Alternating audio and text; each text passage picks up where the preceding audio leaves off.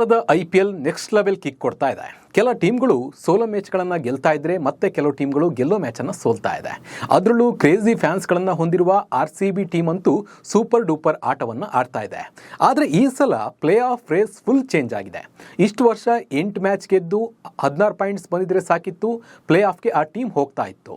ಆದರೆ ಈ ಸಲ RCB 16 ಅಂಕ ಪಡೆದರೂ ಪ್ಲೇ ಆಫ್ ಇನ್ನೂ ಪಕ್ಕಾ ಆಗಿಲ್ಲ. ಇನ್ನೂ ಕೂಡ 7 ಟೀಮ್ಗಳು ಪ್ಲೇ ಆಫ್ ರೇಸ್ನಲ್ಲೇ ಉಳಿದಿವೆ. ಹಾಗಿದ್ರೆ ಯಾಕೆ ಈ ಸಲ ಹೀಗಾಯಿತು? RCB 8 ಪಂದ್ಯ ಗೆದ್ದರೂ ಯಾಕೆ ಪ್ಲೇ ಆಫ್ಗೆ ಹೋಗಿಲ್ಲ ಅನ್ನೋದನ್ನು ಹೇಳ್ತೀನಿ. ನಾನು ನಿಮ್ಮ ಶಿವರಾಜ್ ಬಾಣಂಕಿ. ನೀವು ಸುದ್ದಿಯಾನದ ಸಬ್ಸ್ಕ್ರೈಬರ್ ಆಗೋದನ್ನು ಮರಿಬೇಡಿ. ಹಾಗೆ ಈ ವಿಡಿಯೋವನ್ನು ಕೊನೆ ತನಕ ನೋಡಿ.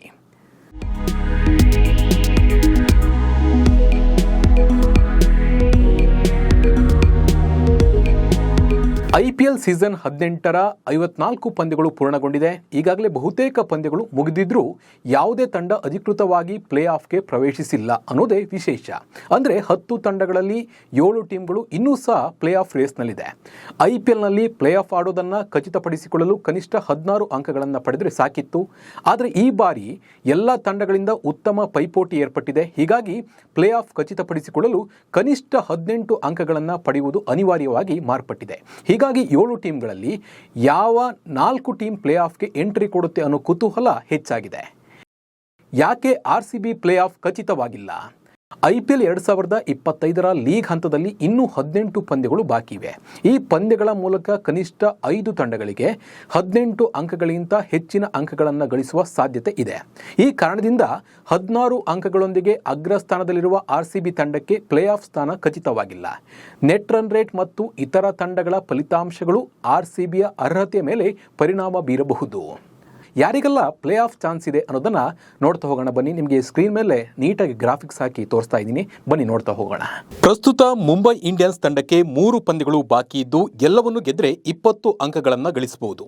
ಗುಜರಾತ್ ಟೈಟನ್ಸ್ ತಂಡಕ್ಕೆ 4 ಪಂದ್ಯಗಳಿವೆ. ಇದರಲ್ಲಿ ಗೆಲುವು ದಾಖಲಿಸಿದರೆ 22 ಅಂಕಗಳೊಂದಿಗೆ ಅಗ್ರಸ್ಥಾನಕ್ಕೇರುವ ಸಾಧ್ಯತೆ ಇದೆ.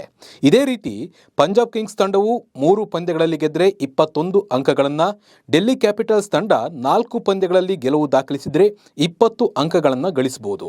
ಈ ತಂಡಗಳ ಫಲಿತಾಂಶಗಳು RCBಯ ಪ್ಲೇ ಆಫ್ ಅವಕಾಶಗಳನ್ನು ನಿರ್ಧರಿಸಲಿವೆ. ಹಾಗೆ RCB ಇನ್ನು 3ಕ್ಕೆ 3 ಗೆದ್ದರೆ 22 ಅಂಕ ಗಳಿಸುತ್ತೆ. ಹೀಗಾಗಿ ಈ 6 ಟೀಮ್ಗಳ ನಡುವೆ ಭಾರಿ ಪೈಪೋಟಿಯೇ ನಡೀತಾ ಇದೆ. ಇನ್ನು 2 ಪಂದ್ಯ ಗೆಲ್ಲಬೇಕಾ RCB ತಂಡವು ಪ್ಲೇ ಆಫ್ಗೆ ಅಧಿಕೃತವಾಗಿ ಅರ್ಹತೆ ಪಡೆಯಲು ತನ್ನ ಮುಂದಿನ 3 ಪಂದ್ಯಗಳಲ್ಲಿ ಕನಿಷ್ಠ 2 ಗೆಲುವುಗಳನ್ನು ದಾಖಲಿಸಬೇಕು. ಈ ಗೆಲುವುಗಳು RCBಯನ್ನು 18ರಿಂದ 20 ಅಂಕಗಳಿಗೆ ಕೊಂಡೊಯ್ಯಲಿದೆ. ಇದು ಪ್ಲೇ ಆಫ್ಗೆ ಸುರಕ್ಷಿತ ಸ್ಥಾನವನ್ನು ಖಾತ್ರಿಪಡಿಸಬಹುದು. ಒಂದು ವೇಳೆ RCB ಕೇವಲ 1 ಪಂದ್ಯವನ್ನು ಗೆದ್ದರೆ ಇತರ ತಂಡಗಳ ಫಲಿತಾಂಶ ಮತ್ತು ನೆಟ್ ರನ್ ರೇಟ್ ಮೇಲೆ RCB ಅರ್ಹತೆ ನಿರ್ಧಾರ ಆಗುತ್ತೆ.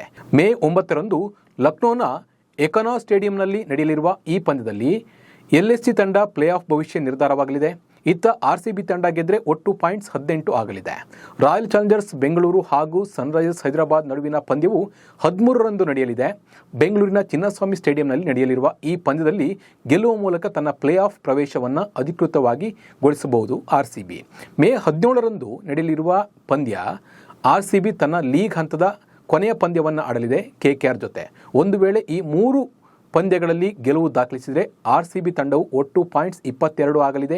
ಈ ಮೂಲಕ ಅಂಕಪಟ್ಟಿಯಲ್ಲಿ ಅಗ್ರಸ್ಥಾನ ಅಲಂಕರಿಸಿ ಮೊದಲ ಕ್ವಾಲಿಫೈಯರ್ ಪಂದ್ಯವಾಗಬಹುದು. ಇಲ್ಲಿ 2 ಪಂದ್ಯ ಗೆಲ್ಲಲೇಬೇಕು.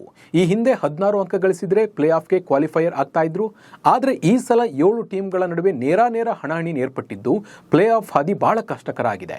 ಹೀಗಾಗಿ ಯಾವ ತಂಡಗಳು ಪ್ಲೇ ಆಫ್ಗೆ ಹೋಗುತ್ತೆ ಅನ್ನೋ ಕುತೂಹಲ ಹೆಚ್ಚಾಗಿದೆ. ಈ ಬಗ್ಗೆ ನಿಮ್ಮ ಅನಿಸಿಕೆ ಮತ್ತು ಅಭಿಪ್ರಾಯವನ್ನು ನಮಗೆ ಕಮೆಂಟ್ ಮೂಲಕ ತಿಳಿಸಿ. ನಮಸ್ಕಾರ.